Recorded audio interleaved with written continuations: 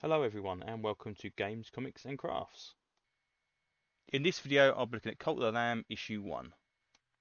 Okay, so this is Cult of the Lamb issue 1 from Oni Press. Don't seem to get a lot of Oni Press books nowadays. Used to get quite a few in the 90s I used to quite like. Mostly independent kind of that slice life stories kind of stuff. And I think Jane Silent Bob stuff was Oni Press. But nowadays, don't really see him. But this one, my nephew is a massive fan of the Cult of the Lamb game. So right, I'll buy you the comic book. See what you like. You read it in about 5 minutes, so I thought, well, I seems only right for me to read it as well and see what it's like. It's very good. I mean, I have a passing um, knowledge of the game itself. I haven't actually played it, but I've seen it being played, and it's surprisingly dense. This book. Basically, it's the origin story of the lamb. Um, First off, artwork is really good.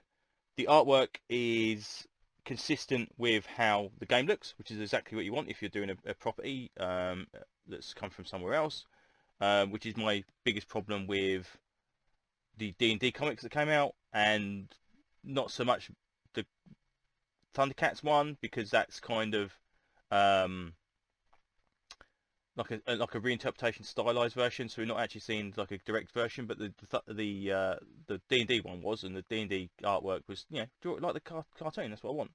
This is drawn like the game. Um, there's a lot going on here. There's a lot of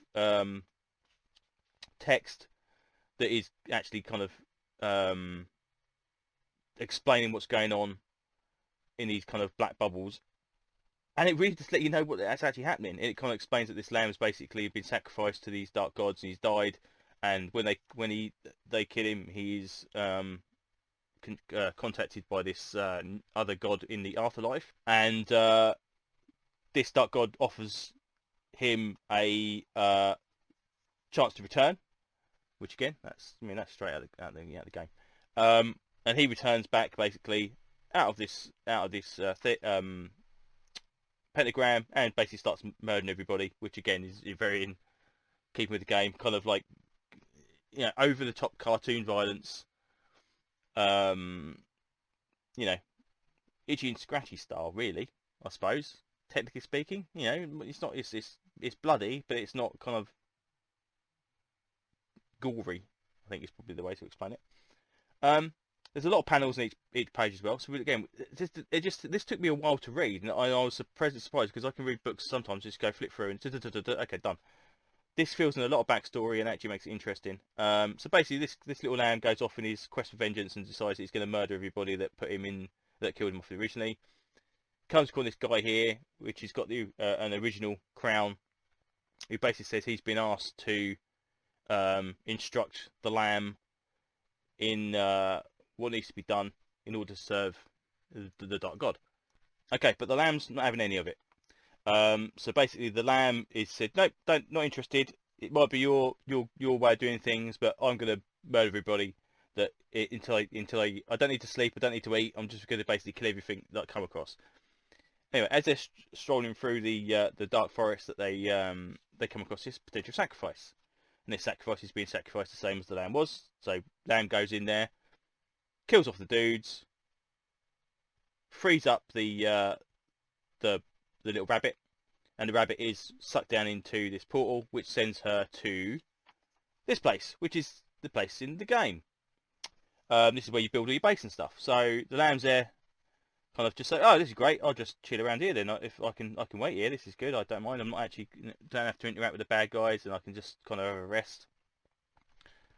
The other chap's getting a bit frustrated because basically it's like, no, you should be out there killing things and doing your saviour's work. It's like, no, no, no, no, no, no. I'm just gonna sit around. Now you've kind of shown me I can sit around here do nothing. I can sit around and do nothing. Anyway, comes across this little rabbit, carves a little effigy, or kind of a little toy version of which, funny enough, looks a bit like a Funko Pop, um, of the lamb. And when the lamb receives it, he gets his first influx of divine energy, which kind of like charges him up, which is exactly the same. It's in the game. That you get the worship scores. People worship you, you get all this extra divine energy, and that's exactly what happens here. So now the lamb realises that if he's going to basically do any better for his quest, he's going to need more cult to actually give him more divine energy. And then you've got this little chappy here, which again, if you know the game, you probably know who this guy is. I don't know who this guy is, but I'm assuming this is somebody that's working against him. But yeah, it was good. You know, I always love the art style of the actual game itself. I'm really glad they kept the art style for the comic book. Let's say, and it explains everything. It's not like too quick to get to the point. There's you know, there's interaction, there's, you know, confrontation, there's talking between characters, there's, you know, all this kind of stuff, rather than just kind of like blank pages where there's nothing going on apart from, you know, sword swings and all this kind of stuff, and you've kind of gone through 7 pages and you go, right, okay, what happened this issue? Nothing, apart from a fight, you know. The idea of having all this kind of dialogue in these kind of black boxes explain stuff is a brilliant way to do it. It's kind of very much like, you know, crime noir and you know, not being funny. Watchmen, like Alan Moore, like, you know, where you've kind of got an explanation of what's going on in the background, so you can kind of have, like, you know, the characters, you know, doing his thinking and overview, and I really like it. I think it's a really good way of doing it.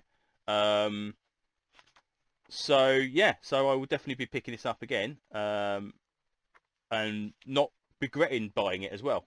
I did see in here they're doing a Bike and Mice from Mars issue from the Cellverse. Well, I don't know what the Cellverse is. I don't even know what that means. I know it's obviously a collection of these animated series, but I don't know why it's called in the Cellverse. People may do. I quite like Bike and Mice from Mars back in the day.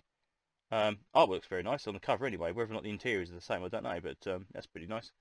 So we might look into that. But all in all, yeah, a good book. Really enjoyable. Artwork's